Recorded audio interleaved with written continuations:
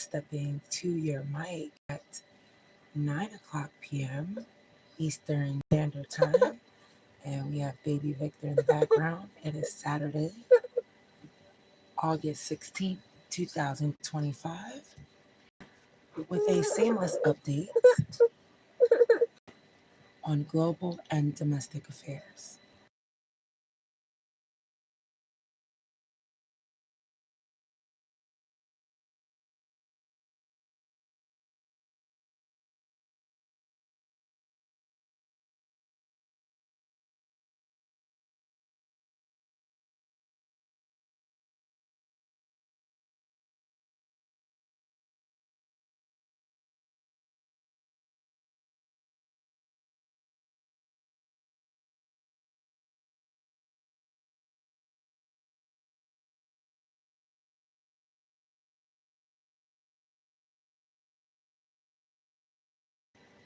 Welcome again, dear listeners.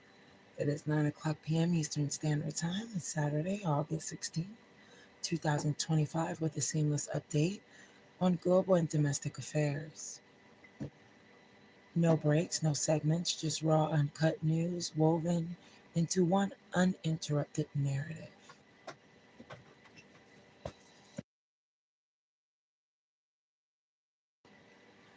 Around the world, Spain battles 14 raging wildfires, scorching land equivalent to the size of London and claiming at least 7 lives.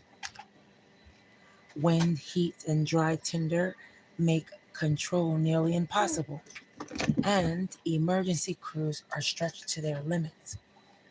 Meanwhile, a shadow from these fires drifts across the UK skies, smoke mingling with Saharan dust to mute sunrise, deepen sunsets and cloak cities in hazy orange.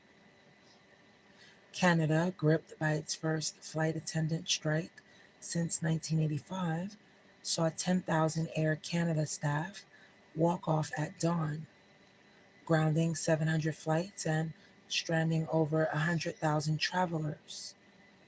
But by this afternoon, the federal government stepped in. Jobs Minister Patty Hajdu imposed binding arbitration. Workers were ordered back, though full service may take days to resume.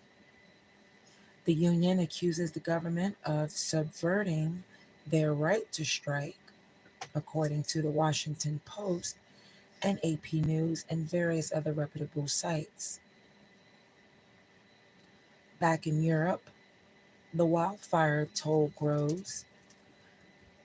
France is still reeling from its massive Cordilleras Massif blaze in Audi, which consumed 17,000 hectares and is one of the worst in the region in decades. Here in the United States, climate and wildfires remain top of mind across North America. States from California to Colorado to the Carolinas are fighting hot, fast spreading blazes. And talking about blazes, make sure you all stay to the end. I have your weather for tomorrow morning so you all know what you all are going to wake up to Sunday morning. Economically, prices are high for food, fuel, and energy. Families feel the pinch, and the summer heat is driving up electricity and gas demand across the board. And above it all, the summit in Alaska, Trump with Putin, produced no peace for Ukraine. Instead, whispers of territorial giveaways and mock security guarantees swirl in corridors of power. Analysts warn it's spectacle over substance and that war won't pause simply for photo ops. In Washington, concerns mount that this summit threatens U.S. alliances and emboldens authoritarianism, while America's own infrastructure creaks under inflation and energy stress. Now, let's talk about what Orwellian headlines won't mention. Every wildfire, every heat wave, every strike, every rise in the cost of living. They're not just news, they are personal. They ripple through homes, wallets, and communities. They demand awareness, preparation, and action. So, tomorrow morning, here's what you need to know for each region's weather. The West wakes up cool, then sun drunk. The Midwest mumbles through a sticky morning with sun on the way. The East bakes early and braces for a cooling storm later. So use this moment to plan your day, load the cooler up, or carry an umbrella for tomorrow. Just brace for the heat in the city. And here now is for the weather across the region.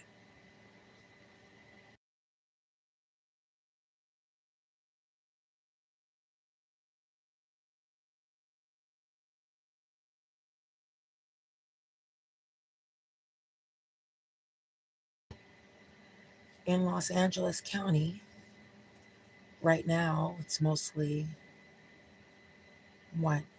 Sunny, 74 degrees coming down. But most of all, tomorrow, August 17th, the low is going to be 65 degrees and the high is going to be 81. Areas of low clouds, then sun. So, folks that are in Los Angeles County are looking at waking up to 81 degrees Fahrenheit tomorrow. It's going to be hot. Nothing new.